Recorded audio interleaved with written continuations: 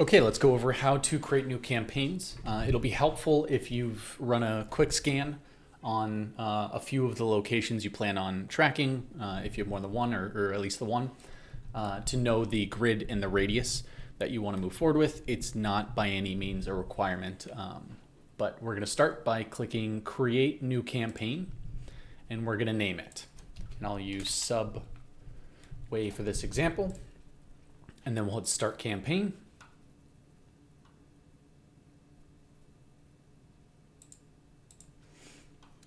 Now the first setting you're going to see is the base scan settings. This is just going to be the default grid and the default radius that the locations are going to get when you add them. However, you'll be able to adjust this on an individual location by location basis.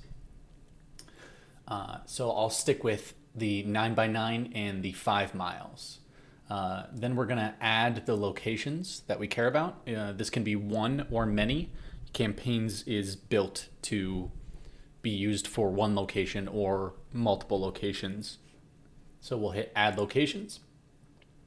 And I already created a location group called Subway and added my 6 Subway locations to it. So I'll just check that box and hit Add 6 locations. It'll add those 6 locations, and you'll see these individual grid settings for each location, and they're all set to 9x9 and 5 miles, and you'll see they're more or less grayed out here. If you click on one of those, it'll pop up the dialog where you can see the grid, and you can adjust that radius and adjust the grid. And so I'll change this to an 11x11, and you can disable data points in here if there's some areas you don't care about, whether they're over water or outside of your service area, and you really want to just carve into a single zip code or whatever you're trying to do. If you need to, you can drag the center point over to a different area. If a lot of the times this will happen for service area businesses where you'll want to track a certain area since there's no specific address. And there's this reset if you just need to reset it all back to default. And I'll just exit out of that. Actually, I'll just change something so you can see the color difference. So you'll see now that I changed that, it's highlighted blue. So you know that it's been customized from the original settings. After that, I'll move on to entering keywords, which you can click here to enter one keyword or a whole list of common separated keywords. If you need keyword suggestions, you can click this button and some options will pop up. This will bring in your primary categories that your business is a part of. And if I did import these locations from my Google account, it would also be bringing in search terms that these locations are already showing up for. So for now, I'm just going to add a few to show how this works.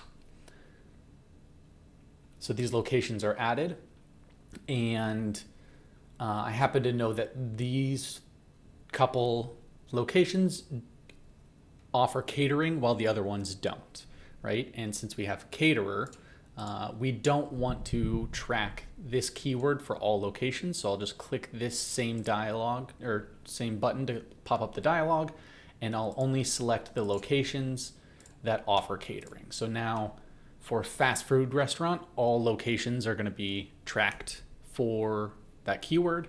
For caterer, only those 3 locations are going to be tracked. The next setting is the AI analysis. I recommend this is on. This is really where a lot of value can come from in making, knowing what to change in order to improve your rankings.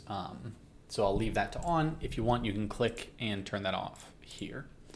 And then we're gonna do the schedule next. On the campaign schedule, you can pick the day and time that you want it to run. Choose a time that the business is gonna be open.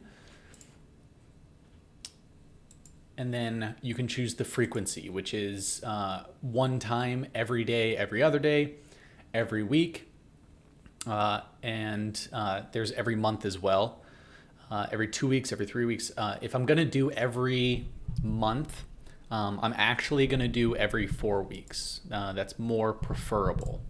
The reasoning is because I want these scans to happen on the same day of the week every time the scan runs. If I do every month, there's the potential for the scans to run on a day when my business is not open. And that would cause it to seem like your rankings plummeted. Meanwhile, that's not accurate. You're just closed. And then notifications. So do you want to get a notification when the scan runs, if you need to customize this a little bit, and any other recipients that you want to add on there to get that notification. And then finally at the bottom, you'll see the campaign breakdown, right? So it's going to go into how many scans are going to run, how many credits that'll use, and then how often that's going to run. And then when you're ready, you just hit start campaign, and it'll give you another final confirmation. And if you've scheduled to a point of time in the past, this little button that says run scans immediately will pop up, or you can choose to schedule the scan, and so it'll wait for that next date to come. I would just run scans immediately. And that's it.